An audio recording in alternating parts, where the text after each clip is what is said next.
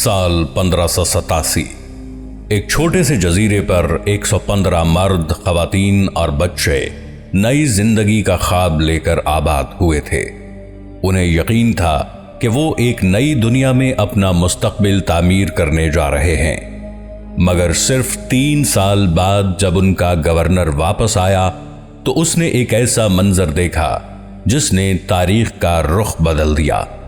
وہاں سے پوری کالونی غائب ہو چکی تھی، نہ کوئی انسان، نہ کوئی لاش، نہ کسی لڑائی کا نشان، صرف ایک لفظ، لکڑی کے ایک ستون پر کندہ ایک پراسرار لفظ، کروٹون۔ 115 لوگ ایک ساتھ کہاں غائب ہو گئے؟ کیا وہ کسی حملے کا شکار ہوئے؟ کیا وہ جنگلوں میں بھٹک گئے؟ یا ان کے ساتھ کچھ ایسا ہوا جسے تاریخ آج تک نہیں سمجھ سکی؟ یہ ہے رونق کالونی کی کہانی، ایک ایسا راز جو 400 سال گزرنے کے باوجود آج بھی حل نہیں ہو سکا۔ سال 1587 امریکہ کے مشرقی ساحل کے قریب ایک چھوٹے سے جزیرے پر ایک نئی بستی آباد کی جا رہی تھی۔ انگریز آبادکاروں کو یقین تھا کہ وہ ایک نئی زندگی کا آغاز کرنے جا رہے ہیں، ایک ایسی زندگی جو انہیں دولت، زمین اور مستقبل کے بے شمار مواقع فراہم کرے گی۔ مگر انہیں کیا معلوم تھا کہ چند سال بعد ان کا نام تاریخ کے سب سے بڑے رازوں میں شمار ہونے والا ہے۔ اس بستی کا نام رونق کالونی تھا، اور یہ انگلینڈ کی جانب سے شمالی امریکہ میں مستقل آبادکاری کی ایک اہم کوشش تھی۔ تقریباً 115 مرد، خواتین اور بچے اس کالونی کا حصہ تھے۔ ان کے ساتھ امیدیں تھیں، خواب تھے اور ایک بہتر مستقبل کی خواہش تھی۔ شروع میں حالات اتنے آسان نہیں تھے، خوراک محدود تھی، مقامی قبائل کے ساتھ تعلقات پیچیدہ تھے، اور نئی زمین پر زندہ رہنا ایک مسلسل جدوجہد بن چکا تھا۔ مگر اس کے باوجود آبادکار ہمت نہیں ہار رہے تھے۔ انہیں یقین تھا کہ وقت کے ساتھ حالات بہتر ہو جائیں گے۔ کالونی کے گورنر جان وائٹ صورتحال کو بہتر بنانے کے لیے انگلینڈ واپس گئے تاکہ مزید سامان، خوراک اور مدد حاصل کر سکیں۔ ان کا منصوبہ چند مہینوں میں واپس آنے کا تھا، مگر قسمت نے کچھ اور ہی طے کر رکھا تھا۔ اس وقت انگلینڈ اور اسپین کے درمیان جنگی حالات پیدا ہو چکے تھے، جس کی وجہ سے جان وائٹ کی واپسی بار بار مؤخر ہوتی رہی۔ مہینے سالوں میں بدل گئے اور جان وائٹ اپنی کالونی سے دور رہے۔ اس دوران انہیں اپنی بیٹی اور اپنی نواسی کی فکر بھی لاحق تھی، کیونکہ ان کی نواسی ورجینیا ڈیئر نئی دنیا میں پیدا ہونے والی پہلی انگریز بچی تھی۔ بالآخر 1590 میں تقریباً 3 سال بعد جان وائٹ واپس رونق پہنچنے میں کامیاب ہوئے، مگر جیسے ہی ان کی کشتی جزیرے کے قریب پہنچی، انہیں کچھ عجیب محسوس ہوا۔ ماحول غیر معمولی حد تک خاموش تھا، کوئی استقبال کرنے نہیں آیا، کوئی آگ جلتی ہوئی نظر نہیں آئی، اور نہ ہی انسانی سرگرمی کا کوئی نشان دکھائی دیا۔ جب وہ کالونی میں داخل ہوئے تو ان کے قدم رک گئے۔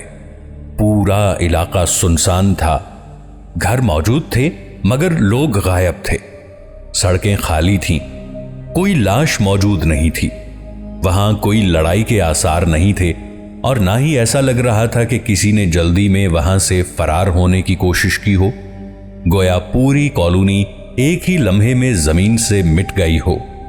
جان وائٹ اور ان کے ساتھیوں نے ہر جگہ تلاش شروع کر دی، مگر انہیں صرف ایک عجیب سراغ ملا۔ ایک لکڑی کے ستون پر ایک لفظ کندہ تھا، کروٹون۔ ایک درخت پر صرف چند حروف لکھے ہوئے تھے، کرو۔ واضح پیغام تھا جو غائب ہونے والے آبادکار اپنے پیچھے چھوڑ گئے تھے، مگر اس کا مطلب کیا تھا؟ کیا یہ کسی مقام کا نام تھا، کسی قبیلے کا نام تھا، یا مدد کے لیے چھوڑا گیا کوئی خفیہ اشارہ تھا؟ جتنا زیادہ اس سوال پر غور کیا جاتا، اتنا ہی یہ راز گہرا ہوتا چلا جاتا۔ جان وائٹ نے کوشش کی کہ وہ اس سراغ کا تعاقب کریں، مگر خراب موسم، سمندری طوفانوں اور محدود وسائل نے انہیں ایسا کرنے سے روک دیا، اور آخر کار وہ انگلینڈ واپس چلے گئے۔ بغیر یہ جانے کہ ان کی بیٹی، نواسی اور باقی آباد کاروں کے ساتھ کیا ہوا تھا۔ جان وائٹ کے انگلینڈ واپس جانے کے بعد روناق کالونی کا راز وقت کے ساتھ مزید گہرا ہوتا چلا گیا۔ سال گزرتے گئے، صدیاں بیت گئیں، مگر کسی کو معلوم نہ ہو سکا کہ آخر ان 115 آباد کاروں کے ساتھ کیا ہوا تھا۔ وہ کہاں گئے، کیسے غائب ہوئے اور ان کا انجام کیا ہوا؟ محققین نے سب سے پہلے کراٹون کے لفظ پر توجہ دی، کیونکہ یہ لفظ ایک قریبی جزیرے اور وہاں آباد ایک مقامی قبیلے کا نام تھا۔ کچھ تاریخ دانوں کا خیال ہے کہ روناق کے آباد کار شدید بھوک، بیماری اور وسائل کی کمی کی وجہ سے اس قبیلے کے ساتھ جا کر رہنے لگے تھے۔ یہ نظریہ کافی حد تک منطقی لگتا ہے، کیونکہ کالونی میں کسی زبردستی، جنگ یا قتل و غارت کے واضح آثار نہیں ملے تھے۔ بعد میں بعض برطانوی اور امریکی محققین کو ایسے شواہد ملے جن سے اندازہ ہوتا تھا کہ چند انگریز آباد کار شاید مقامی قبائل میں ضم ہو گئے تھے۔